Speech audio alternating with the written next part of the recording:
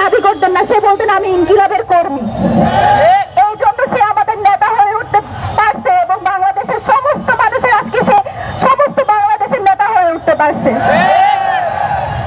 আপনারা জানেন এই শাহবাগ থেকে গত বছর 13 আগস্ট ইনকিলাব মঞ্চের সূচনা হয়েছিল এবং আজকে এই শাহবাগে এসে আমাদেরকে দাঁড়াতে হচ্ছে, ইনকিলাব মঞ্চের দাঁড়াতে হচ্ছে আমার ভাইয়ের বিচারের জন্য।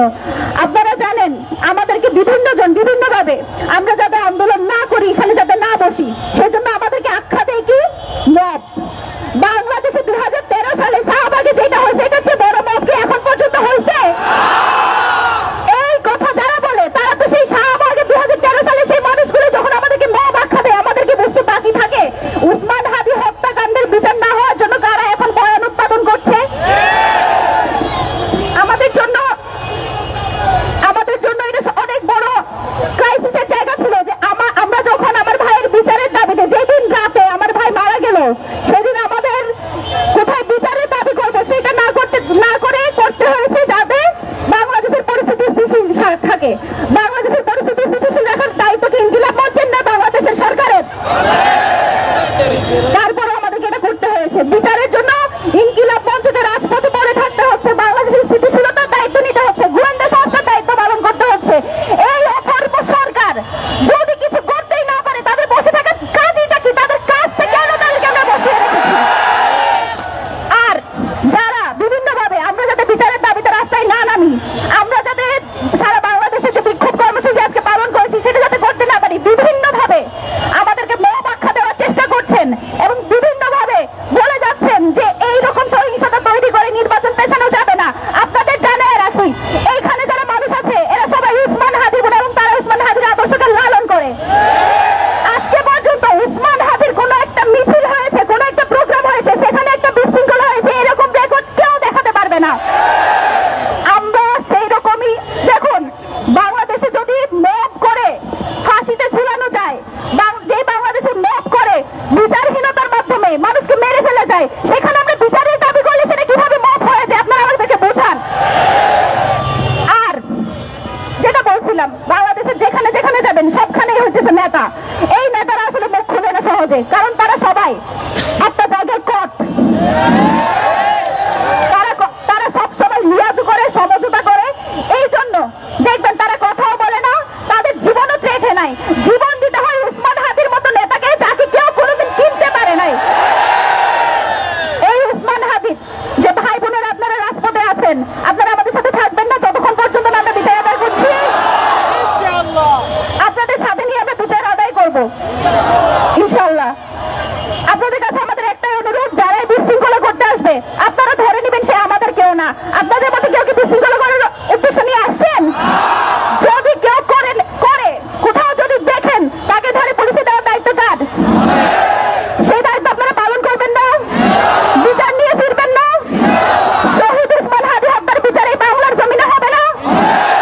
সেই হত্যাকারী সে যেই দেশের হোক, সে যত বড় শক্তি হোক, বাংলাদেশের যত বড় শক্তি এর পেছনে থাকুক, তাকে বিচারের আওতায় আনবেন না আপনারা? আপনাদের সাথে নিয়ে আমরা এই দাবি আগেও জানিয়েছি, এখনো জানাচ্ছি, আমরা রাজপথে আছি। আপনারা আমাদের সাথে থাকবেন, আমরা আপনাদের সাথে আছি। আমি আসলে কথা বলতে পারছি না, আমরা আসলে ইনকিলাব মঞ্চে যারা আছে আমরা এখনো কান্না করারও সুযোগ পাই নাই। আপনারা সবাই হয়তো কান্নাকাটি করে অনেকটা হালকা হয়েছেন, আমরা এখনো কান্না করারও সুযোগ পাই নাই। আমাদের এত ক্রাইসিস, বাংলাদেশের যে গোয়েন্দা সংস্থা তাদেরকে আমাদের তথ্য দেওয়া লাগে, তাদেরকে আমাদের জানানো লাগে তাদের কাছে কি আছে কি নাই, তা পর্যন্ত আমাদের কাছে স্পষ্ট করে নাই। ইভেন এটা পর্যন্ত তারা স্পষ্ট করতে পারে নাই যে খুনি কি দেশে আছে না পালিয়ে গেছে। এরকম অথর্ব একটা সরকার গেছে, অথর্ব গোয়েন্দা সংস্থাকে বাংলাদেশের মানুষের ট্যাক্সের টাকায় কি দরকার আমরা বসিয়ে রাখবো আমাকে বলেন? আপনারা সবাইকে অনেক ধন্যবাদ যারা উসমান হাদিকে ভালোবেসে আসছেন। আমরা ইনশাআল্লাহ এখান থেকে বিচার নিয়েই ফিরবো, এটাই আমাদের ওয়াদা আপনাদের কাছে। আপনারাও আমাদের কাছে ওয়াদা করবেন নিজের স্বার্থে, বাংলাদেশের স্বাধীনতা সার্বভৌমত্বের সাথে শহীদ উসমান হাদি হত্যার বিচার হবে ইনশাআল্লাহ। দর্শক, আপনারা দেখছিলেন ইতিমধ্যে ঢাকা বিশ্ববিদ্যালয় ইনকিলাব মঞ্চের যিনি আহ্বায়ক হিসাবে রয়েছেন জুমা, তিনি কিন্তু কথা বলছিলেন এবং জুম্মার নামাজের পরে তাদের যে কর্মসূচি বিক্ষোভ ডাকা হয়েছিল সেখানে তারা কিন্তু ঢাকা বিশ্ববিদ্যালয়ে হয়ে টিএসইউ হয়ে শাহবাগে এসে তারা কিন্তু ব্লকেট কর্মসূচি ঘোষণা দেন এবং ঘোষণার পরপরই কিন্তু আসলে দেখতে পাচ্ছি যে সাধারণ মানুষ থেকে শুরু করে উৎসুক জনতারা তারা কিন্তু এসেছেন হাদি হত্যার বিচার দাবিতে। তারা কিন্তু ইতিমধ্যে দাঁড়িয়েছেন। আপনাদেরকে যদি একটু দেখানোর চেষ্টা করি, পুরো এলাকাটাই যদি আপনাদেরকে দেখানোর চেষ্টা করি, এই লড়াইয়ে জিতবে কারা? হাদি ভাই সৈনিকেরা। এই লড়াইয়ে জিতবে কারা? মা বোন থেকে শুরু করে সকল নারীরা কিন্তু আসলে এসেছেন হাদি হত্যার বিচারেতে এবং পুরো শাহবাগ কিন্তু আসলে পুরো শাহবাগ এলাকায় কিন্তু আসলে স্লোগানে স্লোগানে উত্তাল কিন্তু এই মুহূর্তে এবং সকল জায়গায় দেখায় এসো ভাই এসো বোন। একটা কথা স্পষ্ট ওসমান হাদির বিচারের দাবিতে শাহবাগে যে ব্লকেট কর্মসূচি সেটা কিন্তু করা হয়েছে। জনাব তারেক রহমান তার দেশের মাটিতে এসেছেন, আমরা তাদেরকে সুস্বাগতম জানাই। কিন্তু বিএনপির এই যে নিরুফলমণি কালচার এবং পুরো এই শাহবাগে ব্লকেট কর্মসূচি করছেন এবং পুরো জায়গায় জুড়েই কিন্তু আসলে ওসমান হাদিকে ভালোবাসেন তারা কিন্তু আসলে এই জায়গায় কিন্তু আসলে অবস্থান নিয়েছেন এবং পুরো ওসমান কিছুক্ষণ পরপরই কিন্তু আসলে স্লোগানে স্লোগানে মুখরিত এই শাহবাগে। এই বক্তব্য জনাব তারেক রহমানকে আমি অনুরোধ করবো পুরো জায়গাটি যদি আপনাদেরকে দেখাই, ওসমান হাদিকে ভালোবাসেন ঘরের মা বোনরাও কিন্তু আসলে এসেছেন তার বিচারের হত্যার দাবিতে এবং স্লোগানে স্লোগানে মুখরিত আপনারা প্রমাণ করুন আপনারা হাদি ভাই বিচার চান। স্লোগানে স্লোগানে মুখরিত এই জায়গাটি এবং আমরা দেখতে পাচ্ছি ইনকলাব মঞ্চের যারা রয়েছেন তারা কিন্তু এই শাহবাগে অবস্থান নিয়েছেন এবং তারা কিন্তু ব্লকেট কর্মসূচি অবরোধের কর্মসূচি দিয়েছেন এবং ইতিমধ্যেই রাস্তায় সকল মানুষ কিন্তু আসলে ওসমান হাদির বিচারের দাবিতে সবাই কিন্তু এই শাহবাগে বসে পড়েছেন এবং সেই দৃশ্য কিন্তু আসলে দর্শক আপনারা ইত্তেফাকের মাধ্যমে দেখছেন। কে কোথা থেকে দেখছেন আমাদেরকে কমেন্ট করে কিন্তু আসলে জানাতে পারেন। দর্শক এই মুহূর্তে শাহবাগে যে ব্লকেট কর্মসূচি সেটি কিন্তু আসলে দিচ্ছেন। তারা কিন্তু আসলে যে হুঁশিয়ারি দিয়েছেন যে অন্তর্বর্তীকালীন সরকারের পক্ষ থেকে যতক্ষণ পর্যন্ত এই শাহবাগে এসে ওসমান হাদির যারা হত্যাকারী তাদের অবস্থান কোথায় রয়েছে যতক্ষণ পর্যন্ত না দিবেন ততক্ষণ পর্যন্ত কিন্তু আসলে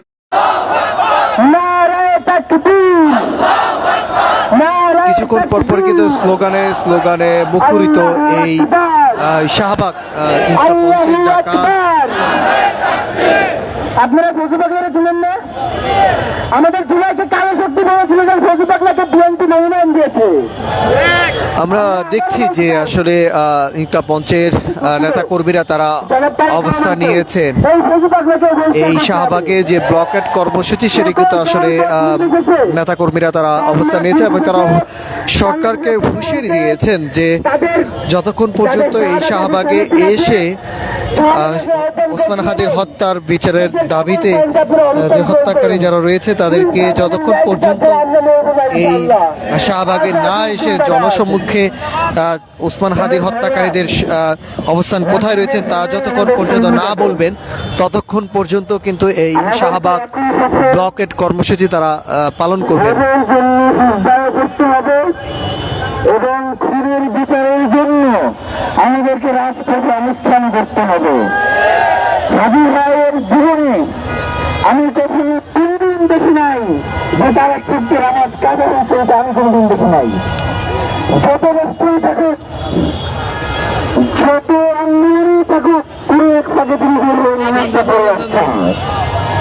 আমরাও চেষ্টা করবো এইখানে আমরা মাগরিবের নামাজ আদায় করবো, এই রাজপথে আদায় হবে, এই রাজপথে মাগরিবের নামাজ আদায় হবে। আমরা সকলকে প্রস্তুতি গ্রহণ করবার জন্য অনুরোধ করছি। আরেকটা কথা, মাগরিবের নামাজের পরে এই যে আমার মা বোনেরা ওসমান হাদির মা বোনেরা সামনে বসে আছেন এই জায়গায় কেউ এসে দাঁড়াবেনি না। আপনারা ওসমান হাবিবের সম্মানে এই পুরো জায়গাটা খালি রাখবেন, যাতে নামাজ পরবর্তী সময়ে আপনাদেরকে মাইক থেকে বলতে না হয় যে আপনারা পেছনে সরেন, আমরা এমন বলতে চাই না। আমরা জানি আমরা ইতিমধ্যেই শাহবাগে যারা অবস্থান নিয়েছেন তারা মাগরিবের নামাজ আদায় করবেন এবং তারা যতক্ষণ পর্যন্ত সরকারের পক্ষ থেকে জনসমক্ষে এসে ওসমান হাদির যে বিচারের দাবিতে যারা হত্যাকারী তাদের অবস্থান শনাক্ত বিষয়ে যতক্ষণ পর্যন্ত না বলা হবে ততক্ষণ পর্যন্ত কিন্তু তারা এই শাহবাগ ব্লকেট কর্মসূচি তারা চলমান থাকবে, এমনটাই কিন্তু ইনকলাব মঞ্চের নেতাকর্মীরা তারা কিন্তু আসলে এই হুঁশিয়ারি বক্তব্য দিয়েছেন।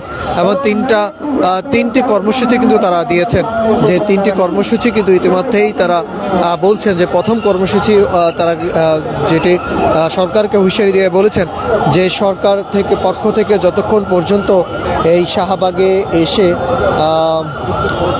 কথা না বলবেন ততক্ষণ পর্যন্ত তারা এই শাহবাগের অবস্থান তারা ছেড়ে যাবেন না এবং যতক্ষণ পর্যন্ত যতই রাত হোক না কেন তারা এই শাহবাগে অবস্থান করবে। প্রিয় দর্শক, আপনারা দেখছেন ইত্তেফাকের মাধ্যমে দর্শক ইতিমধ্যেই কিন্তু আমরা দেখতে পাচ্ছি যে মাগরিবের নামাজ আদায় করবেন জনতারা। দেখতে পাচ্ছি যে সাধারণ মানুষ থেকে শুরু করে সকল স্তরের মানুষগুলো কিন্তু আসলে তারা এসেছেন ওসমান হাদির বিচারের দাবিতে নামাজ আদায় করছেন, মাগরিবের নামাজ আদায় করছেন। আমরা দেখতে পাচ্ছি যে বিভিন্ন জায়গা থেকে কিন্তু সাধারণ মানুষ থেকে শুরু করে সকল মানুষ কিন্তু এসেছেন এবং তারা এই জায়গায় কিন্তু আসলে ওসমান হাদির বিচারের দাবিতে ইতিমধ্যেই শাহবাগে কিন্তু আসলে গণজমায়েত হচ্ছেন। সাধারণ মানুষ থেকে শুরু করে ইনকলাব মঞ্চের সকল নেতাকর্মীরা কিন্তু ইতিমধ্যেই শাহবাগে অবস্থান নিয়েছেন এবং তারা হুঁশিয়ারি দিয়ে বলেছেন যে যতক্ষণ পর্যন্ত এই শাহবাগে অবস্থান না নেবে, শাহবাগে অবস্থান সরকারের পক্ষ থেকে যতক্ষণ পর্যন্ত এই শাহবাগে এসে ওসমান হাদির হত্যাকারী যারা রয়েছেন তারা তাদের শনাক্ত করা কোথায় রয়েছেন তারা সেই শনাক্তের বিষয়ে যতক্ষণ পর্যন্ত এই শাহবাগে না বলবেন ততক্ষণ পর্যন্ত তারা এই কর্মসূচি পালন করে যাবেন, এমনটাই কিন্তু বলছেন। দর্শক, নামাজের সময় হয়েছে এবং জনতারা কিন্তু নামাজ আদায় করছেন। ঠিক আবারও আপনাদেরকে যুক্ত করব ইত্তেফাকের মাধ্যমে। কে কোথা থেকে দেখছেন আমাদেরকে কমেন্ট করে জানাতে পারেন। সঙ্গে রয়েছি আমি নাহিদ হাসান।